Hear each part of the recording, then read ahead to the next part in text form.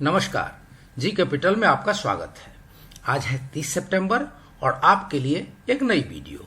आज बात करेंगे एनटीपीसी के शेयर की लगातार हो रही पिटाई और इसमें निवेश के अवसरों के ऊपर। तो बने रहिए वीडियो में अंत तक। फ्रेंड्स, जैसा कि आप सबको पता है कि एनटीपीसी एक अनबीटेबल और अनमैचेबल पावर जनरेशन कंपनी है जिसका भारत में ऊर्जा उत्पादन में दूर दूर तक कोई कंपटीटर नहीं है और इसकी फ्यूचर प्लानिंग भी बहुत ज़बरदस्त है। मनी कंट्रोल में छपी एक ताज़े रिपोर्ट को देखें तो इस कंपनी को और इसके प्लानिंग को समझना और भी आसान हो जाएगा, जिससे हमें इस कंपनी में निवेश करनी चाहिए या नहीं निवेश करनी चाहिए, यह निर्णय लेने में अवश्य ही मदद मिलेगी। देश के सबसे अच्छे, बड़े और सबसे भरोसेमंद ब्रोकर जिरोधा के साथ जुड़िए, जहां पर आपका ब्रोकरेज कुछ भी नहीं लगेगा। ब्रोकरेज लगेगा तो सिर्फ इंट्राडे ट्रेड में, वह भी सिर्फ 20 रुपए। तो दोस्तों, अकाउंट ओपनिंग की लिंक डिस्क्रिप्शन में है, जाइए और लिंक पर क्लिक करके जिरोधा में अपना अकाउंट ओपन कराएं। फ्रेंड्स, मनी कंट्रोल में छपी खबरों के अनुसार अगर आप यहाँ देखें तो आप देख रहे हैं NTPC eyes ₹98,000 crore revenue in FY21. The state-owned power giant is also aimed 340 billion units of electricity generation in 2020-21 as part of its memorandum of understanding with the Ministry of Power, a company statement said. Friends, अगर इसी पूरी news को थोड़ी detail में देख ली जाए तो यहाँ दे रहा है कि NTPC is eyeing ₹98,000 crore revenue from operations and about 15 million metric tons of coal output from its mines in the current fiscal year.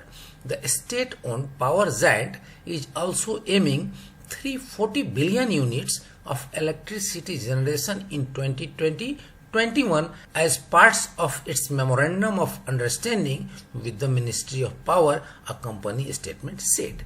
As per the MOU, NTPC will aim to achieve capital expenditure of ₹21,000 crore and coal production of 15 million metric ton in the current fiscal year.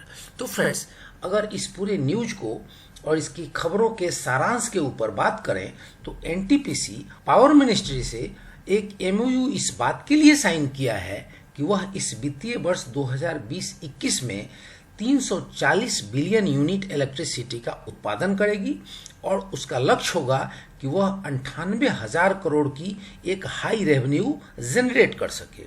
इसके लिए company इस fiscal year में 21,000 करोड़ की capital expenditure करने का भी लक्ष्य रखा है और साथ ही अपने खदानों से 15 मिलियन मैट्रिक टन कोयले प्रोडक्शन का भी लक्ष्य रखा गया है। फ्रेंड्स, जैसा कि मनी कंट्रोल ने छापा है, जिसमें बहुत इंपॉर्टेंट एक डाटा यह है कि 20 गीगावाट कैपेसिटी के इलेक्ट्रिसिटी उत्पादन के वेरियस प्रोजेक्ट्स पहले ही कंपनी के अंडर कंस्ट्रक्शन है, जिसमें 5 गीगावाट के रिन्यूएबल एनर्जी प्रोजेक्ट्स भी शामिल हैं। तो फ्रेंड्स, इतनी मजबूत प्लानिंग और ठोस इंफ्रास्ट्रक्चर के भरोसे कंपनी के सीएमडी गुरदीप सिंह ने पावर सेक्रेटरी संजीव नंदन सहाय के साथ इस एमओयू पर साइन किया है। तो फ्रेंड्स, जो मनी कंट्रोल पर खबर छपी है उसका यह सारांश रहा। अब यहाँ इस कंपनी में हमें निवेश करना चाहिए या नहीं निवेश करना चाहिए, इसको जानने के लिए सबसे पहले हम एक बार इसके इन्वेस्टमेंट चेकलिस्ट को चेक कर लेते हैं। तो यहाँ पर current price is less than the intrinsic value, returns versus FD rates. तो stock has been generating better returns on equity than bank FD, dividend returns, stock offers good dividend returns, entry point good time to consider as stock is not in overbought zone, no red flag, stock not in ASM GSM list, not a lot of promoter holding is placed and default probability। तो friends, यहाँ पे जो investment checklist हैं उसके पांचों जो points हैं उस पांचों में इसे नंबर मिल रहे हैं और यह कहना है इसका कि आप इसमें निवेश कर सकते हैं और ये हर तरफ से अच्छा है। अब यहाँ जो गुड डिविडेंड यील्ड दिया है उसको यहाँ अगर की मैट्रिक्स के रूप में देखें तो कंपनी अपने 7.25 के पी रेशियो पर अवेलेबल है और पीबी रेशियो इसकी 0.68 है, मतलब अपने बुक वैल्यू से लगभग 30% के डिस्काउंट पर मिल रही है। फ्रेंड्स, डिविडेंड यील्ड लगभग 4% का है, जो बहुत शानदार डिविडेंड यील्ड माना जाता है। और फ्रेंड्स, इसमें जो फोरकास्ट एनालिस्ट हैं उसमें से 96% का कहना है कि आप इसमें निवेश कर सकते हैं।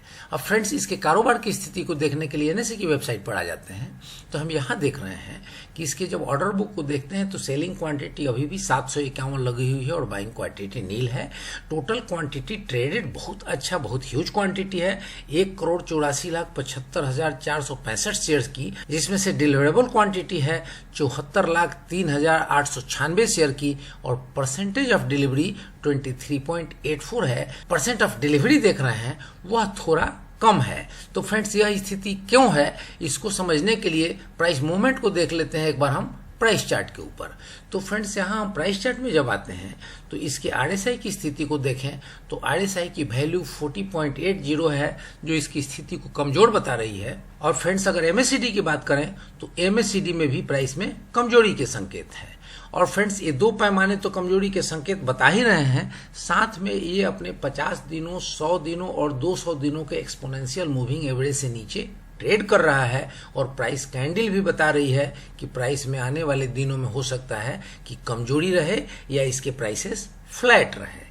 तो फ्रेंड्स, अभी जो हमने वहां देखा डिलीवरी नहीं है, तो कोई भी निवेशक अगर उसे कहीं से भी ये हिंट मिलता है या उसकी समझ में कहीं से भी आती है कि इसकी प्राइसेस अभी फ्लैट रहने के चांसेस हैं या यहाँ से नीचे जाने के चांसेस हैं, तो हो सकता है कि डिलीवरी उठाना पसंद ना करे और आने वाले दिनों में जब इसमें मजबूती दिखनी शुरू हो तो वहां से डिलीवरी उठाने की प्रक्रिया शुरू हो। तो फ्रेंड्स, आपके लिए इसमें जो मेरी एक सुझाव होगी वह यह होगी कि यहाँ से इसमें नीचे जाने के बहुत कम चांसेस हैं। अब नीचे अगर जाता है तो लगभग 70 रुपए के आसपास जाएगा, जो इसकी इस साल की सबसे न्यूनतम स्तर रही है और वो रही है 23 मार्च को।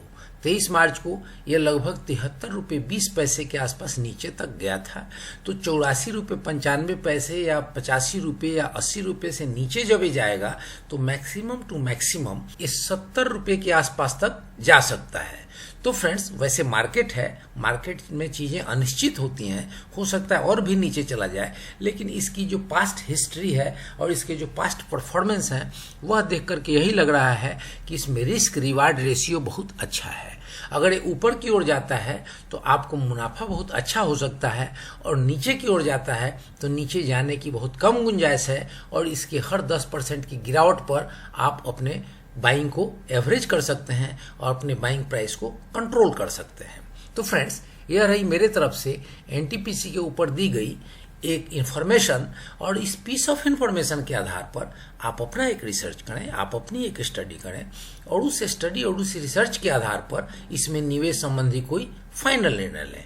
और फ्रेंड्स, वीडियो अगर आपको पसंद आई हो तो कमेंट्स करें, लाइक शेयर सब्सक्राइब करें और बेल आइकन बटन प्रेस करना ना भूलें ताकि ऐसी इंफॉर्मेटिव वीडियो सबसे पहले आप तक पहुंचे। जय हिंद, जय भारत।